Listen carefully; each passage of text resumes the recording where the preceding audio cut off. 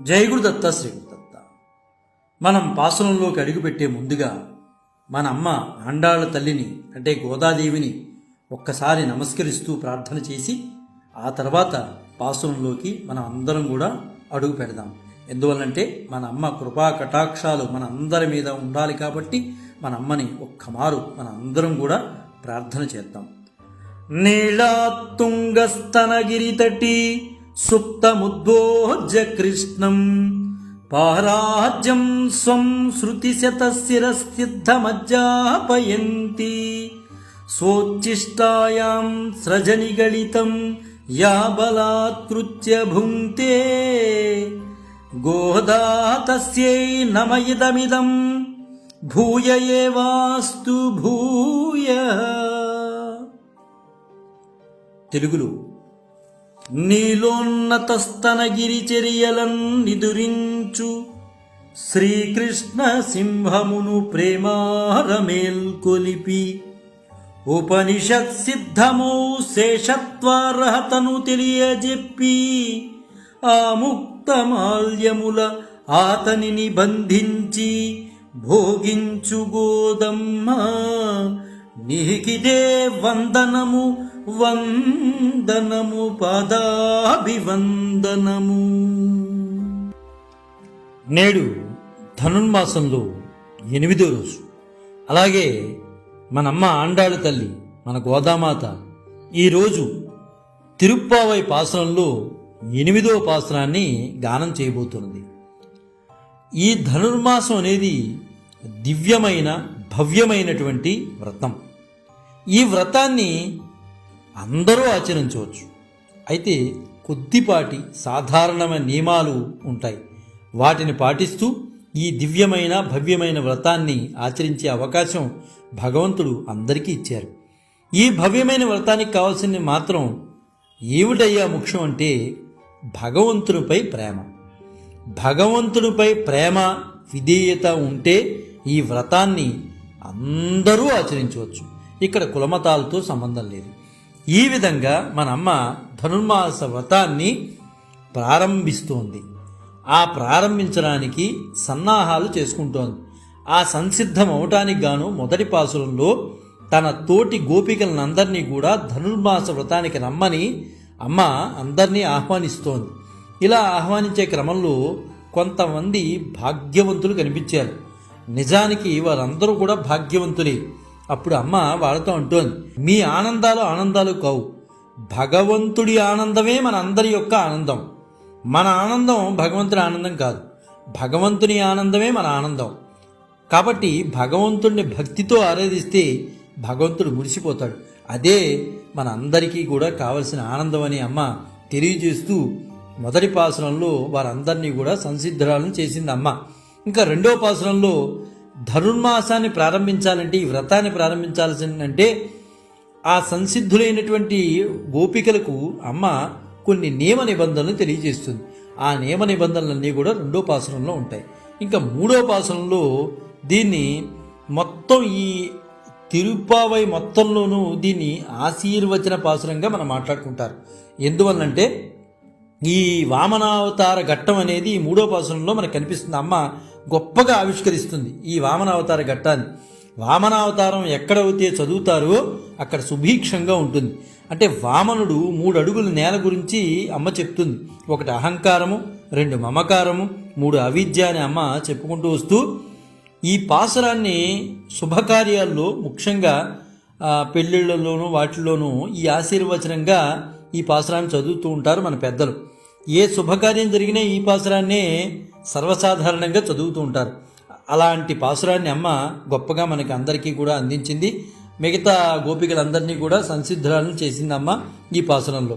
ఇంకా 4వ పాసురంలో అమ్మ ఈ ధనుర్మాస వ్రతానికి కావాల్సింది ఏంటంటే మొట్టమొదటిది స్నాన విధి.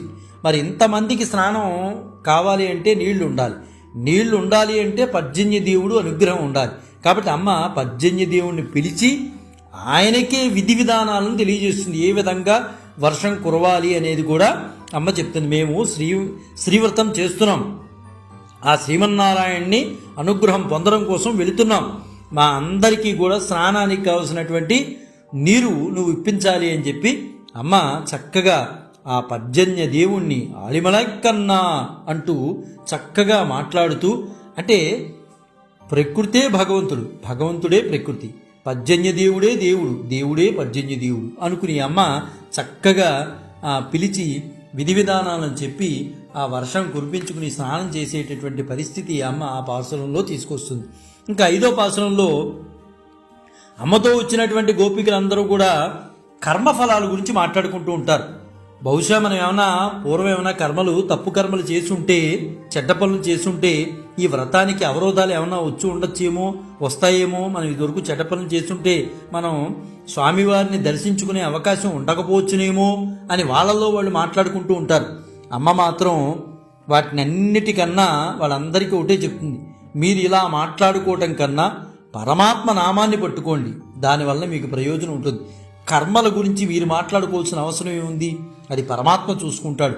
మీరు చూసుకోవాల్సింది ఏంటి, పరమాత్మ నామాన్ని పట్టుకుని ప్రయత్నం చేయండి అని అమ్మ చక్కగా చెప్తుంది. అంటే ఎంత చక్కగా చెప్తుందంటే, మనస్సు ఒక రణం లాంటిది, ఆ రణానికి స్మా తగిలితే స్మరణ అవుతుంది.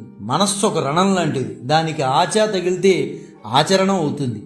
అవే మనకి శరణాన్ని ఇస్తాయి అని అమ్మ చక్కగా స్మరణం ఆచరణం గురించి చెప్పి, ఆ స్మరణం ఆచరణమే మన శరణం అని అమ్మ చాలా చక్కగా 5వ పాసురంలో మనందరికీ కూడా తెలిసి వచ్చే విధంగా చేస్తుంది.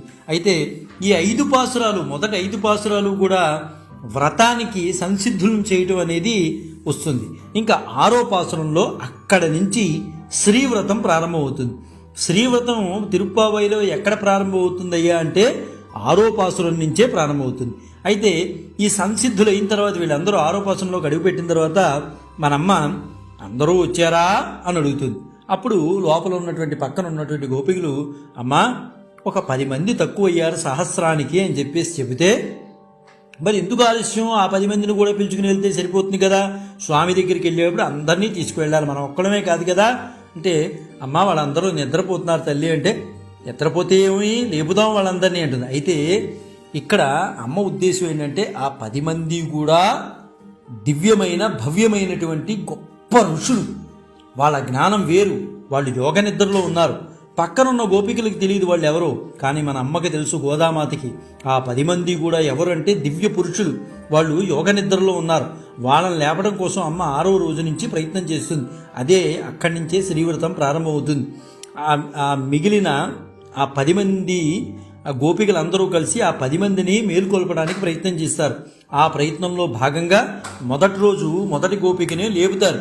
ఆ గోపికని లేపేటప్పుడు చెప్తారు, అమ్మా ఆహారం సంపాదించుకోవడానికి కోసం పక్షులు కిలకిలమని వెళుతున్నాయి, అదేవిధంగా శ్రీమన్నారాయణ ఆలయంలో తెల్లని శంఖము సేవకి సమయమైంది రండిని పిలుస్తోంది, ఓ పిల్లా నీకు వినిపించట్లేదా అని అనేక రకాలైన ఉదాహరణలు చెప్తూ, మేము నిన్ను పిలిచినట్టుగా మేమేమి మమ్మల్ని ఎవరూ లేపలేదు, మేమంతట మేము యోగులు మునులు వాళ్ళ యొక్క మాటలు హరి శ్రీహరి అనే మాటలు వింటుంటే, శ్రీహరిని సంకీర్తన చేస్తుంటే వాళ్ళ మాటలు విని మా శరీరం చల్లపడిపోయి మేము లేచాం సుమా, నీకులాగా నిన్ను మేము లేపుతున్నట్టుగా మమ్మల్ని ఎవరూ లేపలా, కేవలం శ్రీహరి అనే మాట విన్న తర్వాతే మా శరీరం చల్లబడిపోయింది, వెంటనే మేము లేచాం, తాదాత్మ్యం పొందాం.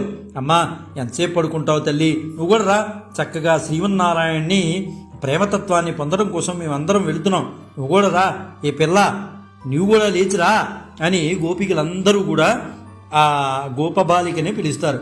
ఆమె కూడా ఆ గోపికా బృందంలో 6వ రోజున చేరుతుంది ఒక గోపబాలిక. అక్కడితో 10 మందిలో ఒకళ్ళు యోగ నిద్రలో ఉన్నటువంటి ఋషులు వచ్చి చేరినట్లు లెక్కనమాట.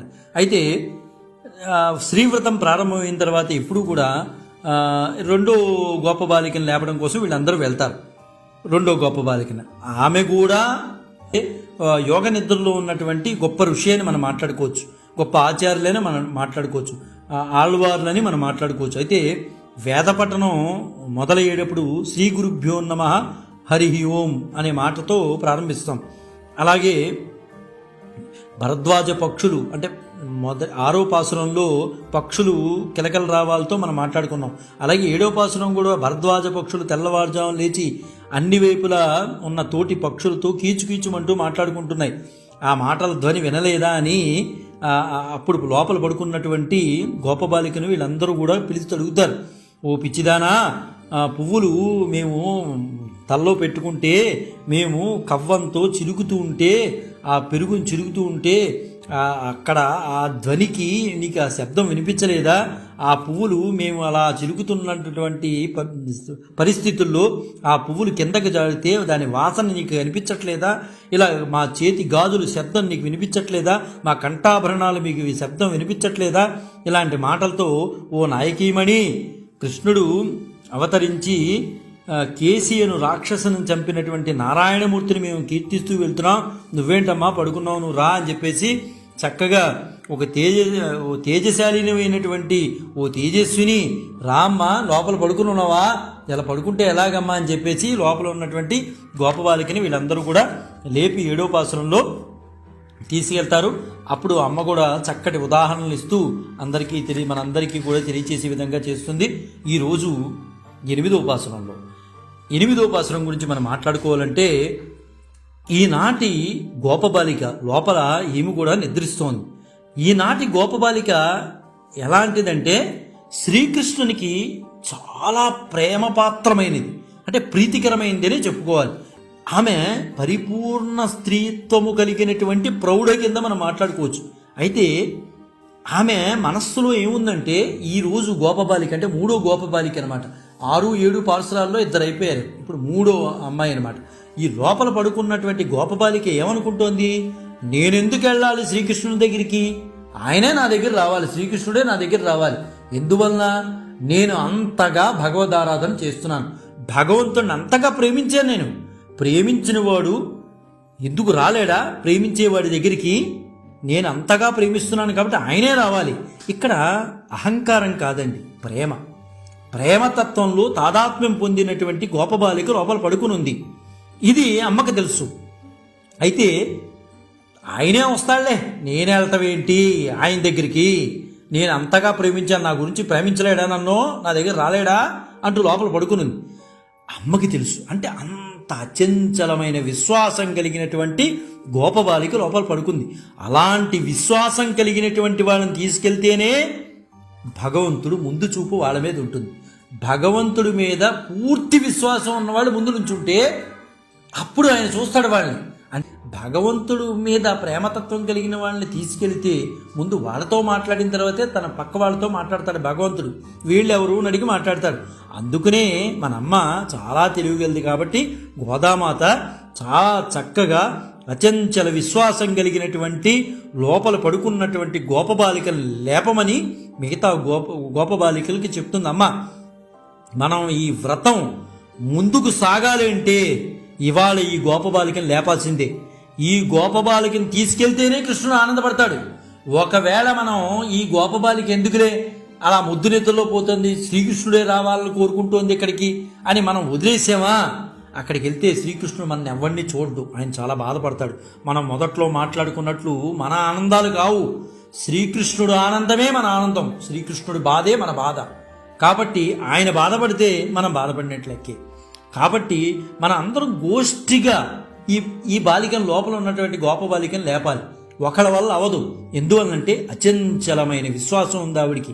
ఆయనే వస్తాడు, మనం ఎందుకు వెళ్ళాలి ఆయన దగ్గరికి అనే అచంచలమైన విశ్వాసం ఉన్న వాళ్ళని మనం మార్చాలంటే ఒకళ్ళ వల్ల అవదు అని అమ్మ చాలా చక్కగా ఈరోజు గొప్ప ఉదాహరణలతో గోష్ఠిగా గోపబాలికలందరూ కలిసి లోపల ఉన్నటువంటి అచంచలమైన విశ్వాసంతో ఉన్నటువంటి గోపబాలికలను లేపడానికి ప్రయత్నం చేస్తారు.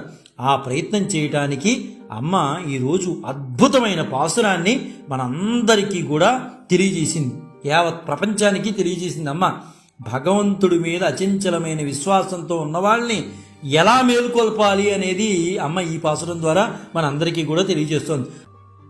కీళ్వానం వెల్లుండ్రు ఇరుమై సిరువీడు మేవాన్ పరనందనక్కాన్ మిక్కుళ్ళ பிள்ளைகளும் போவான் போகின்றாரை போகாமல் காத்து உன்னை கூவான் வந்து நின்றோம் கோதுகலமுடை பாவாய் எழுந்திராய் எழுந்திராய் பாடிப்பறை கொண்டு மாவாய் பிளந்தானை மல்லரை மாட்டிய தேவாதி தேவனை சென்று நாம் சேவித்தால் ஆவா வென்றாராய் தருளேலோ రెంబావాయ్. తూర్పు తెల్లవారే నెచ్చలి మేలుకో ఎనుములు చిరుబీడుకు మెయగా ఎగని బాలికలందరూ అదే పోతగా పోతుంటే ఆపి నిన్ను పిలవగా వచ్చి నిలిచినామమ్మ. శ్రీకృష్ణు కీర్తించి పరవాజ్యమును పొంద కేసి నోటిని చీల్చి మల్లుర నడచిన దేవదేవుని చేరి సేవించి నిలువగా అయ్యో మీరే వచ్చినారనుచు కటాక్షించు జగతికే మంగళము కూర్చు మన శ్రీవ్రతము. ఆహా, ఎంత చక్కగా అమ్మ గానం చేసిందండి 8వ పాసురాన్ని. ఎంత చక్కగా అద్భుతమైన ఉపమానాలు చెప్తూ అమ్మ ఈ పాసురాన్ని గానం చేసింది. ఏమని చెప్తోంది? తూర్పు దిక్కు తెల్లబడుచున్నది. తొలత చిన్న బీడుల్లో మేటుకు గేదెలు పోచున్నాయి. పోవుటయే ప్రయోజనంగా పిల్లలందరూ వ్రతక్షేత్రమునకు పోచున్నారు. అట్లు పోచున్న వారిని ఆపి మేము నిన్ను పిలుచుటకు వచ్చి నిలిచాం. వాళ్ళందరూ వెళ్ళిపోతున్న వాళ్ళందరినీ తీసుకొచ్చాం. మేము నిన్ను పిలుచుట కోసం వచ్చాం. మేము అందరం వ్రతం చేసుకోవడం కోసం వెళ్తున్నాం. మేమందరం వ్రతానికి వెళ్ళిపోతున్నాం. సరే, నిన్ను కూడా తీసుకెళ్దామని ఆగాను నీ ఇంటి ముందు.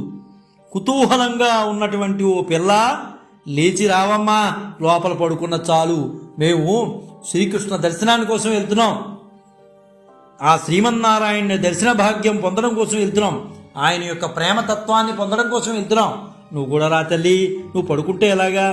తెల్లవారిపోతున్నదిగో, తూర్పు దిక్కిన సూర్యుడు ఉదయించేస్తున్నాడు, తెల్లబడిపోతోంది. గేదెలన్నీ వెళ్ళిపోతున్నాయి, క్షేత్రానికి వెళ్ళిపోతున్నాయి తినటానికి. నువ్వు ఎందుకమ్మా, నువ్వు పడుకుంటే ఎలాగమ్మా? శ్రీకృష్ణ ప్రేమతత్వాన్ని పొందడం కోసం మేము వెళ్తుంటే నువ్వు పడుకుంటావా? అంత అచంచలమైన విశ్వాసం నీకుందా శ్రీకృష్ణుడే నీ దగ్గరికి వస్తాడని? మేము శ్రీకృష్ణ గుణగానము చేసి వ్రత సాధనమైన పరను పొంది కేసియను రాక్షసుని చంపి చాణూర ముష్టికలను మల్లులను మట్టి పెట్టిన ఆ దేవాది దేవుడు మనము చేరి సేవిస్తే ఆయన అనుకుంటాడు, అయ్యయ్యయ్యో నా గురించి ఎంత కష్టపడి మీరు వచ్చారా అని బాధపడిపోతాడు ఆయన. నువ్వు ఏమనుకుంటున్నావు? ఆయనే వస్తాడు అనుకుంటున్నావు. వస్తాడు, రాడని కాదు. మనం వెళితే ఆయన ఎంత బాధపడిపోతాడు. అయ్యయ్యో ఇంత చిన్న చిన్న పిల్లలు నా గురించి వచ్చారా అని ఆయన ఎంత ఆనందం పడిపోతాడు, ఎంత బాధపడిపోతాడు. అప్పుడు చక్కగా మనతో కూర్చోబెట్టి మాట్లాడతాడు. ఏమంటారా, మీరు నా గురించి వచ్చారా, మీరు ఇంత కష్టపడుతూ వచ్చారా అని భగవంతుడు మురిసిపోతాడు. నువ్వు అలా పడుకుంటే ఎలా తల్లి? రా, మనం అందరం చక్కగా వెళ్దాం. ఎందుకు అలా పడుకోవడం? శ్రీకృష్ణ ప్రేమతత్వాన్ని పొందడం కోసం మనం వెళ్తున్నాం. ఈ పడుకోవడం ఎప్పుడైనా పడుకోవచ్చు. నీకున్న అచంచలమైన విశ్వాసం నీకుంది, మేము కాదన్నట్లా. ఆయనే వస్తాడు నీ గురించి.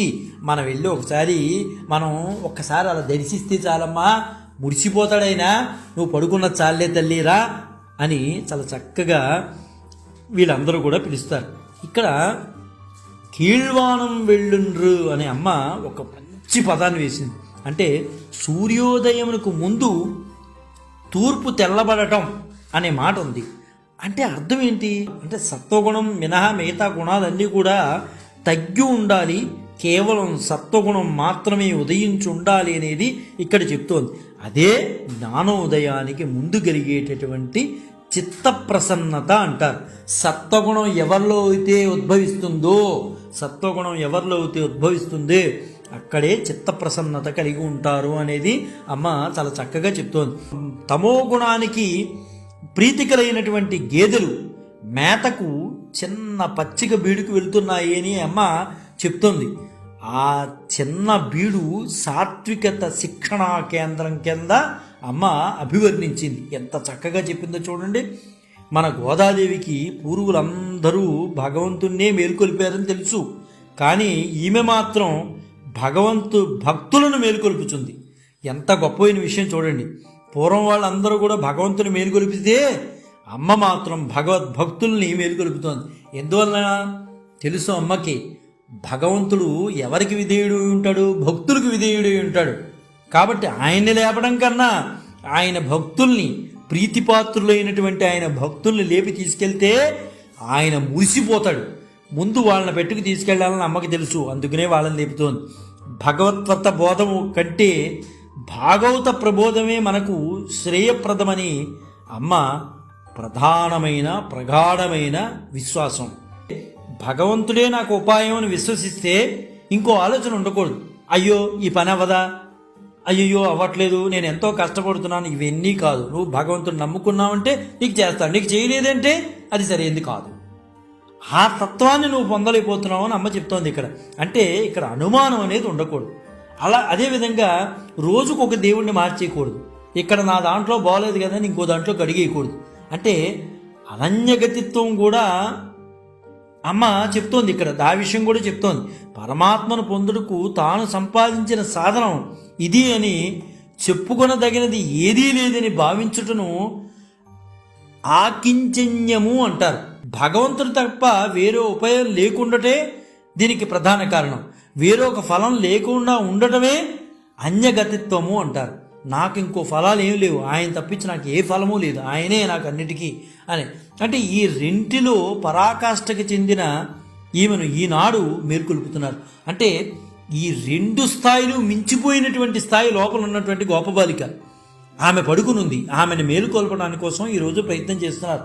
మిగతా 6-7 పాసరాల్లో మేలుకొల్పినటువంటి గోపబాలిక వేరు, 8వ పాసరంలో యోగ నిద్రలో ఉన్నటువంటి గోపబాలిక వేరు. యోగశాస్త్రంలో ఉన్నటువంటి సమాధి మొత్తం 10 విధాలుగా ఉంటాయని అమ్మకు తెలుసు కాబట్టి అందుకనే 10 మంది గోపబాలికలను చక్కగా లేపుతోంది. అంటే పక్కనున్న వారికి కూడా అర్థం కావాలి కాబట్టి. కృష్ణ పరమాత్మ కేసీయను రాక్షసుని చంపింది, మావాయ్ పిళందానై అనుచున్నారు అని అమ్మ ఇక్కడ చెప్తోంది. ఈ కేసీయే అహంకార మమకారములనే 2 గుర్రపు దౌడలను పట్టి చీల్చవలసింది ఆయనే కదా. అదేవిధంగా మనలోని కామక్రోధాలను బలిష్టమైన మల్లులను ఆ పరమాత్మే తొలగించాలి. మనలో కామక్రోధాలు అనే మల్లులు ఉంటారు, బలిష్ఠులు ఉంటారు. వాళ్ళని తొలగించాలంటే ఎవ్వరి వల్ల కాదు. ఒక మల్లుణ్ణి తొలగించాలంటే, మనలో ఉన్న మల్లుణ్ణి తొలగించాలంటే ఎవ్వరి వల్ల కాదు. అది కేవలం పరమాత్మ మనం ధ్యానించడం వల్ల మాత్రమే పోతుంది. ఈ కామక్రోధాలు అనేవి అతి బలవంతులు మనలో ఉంటారు.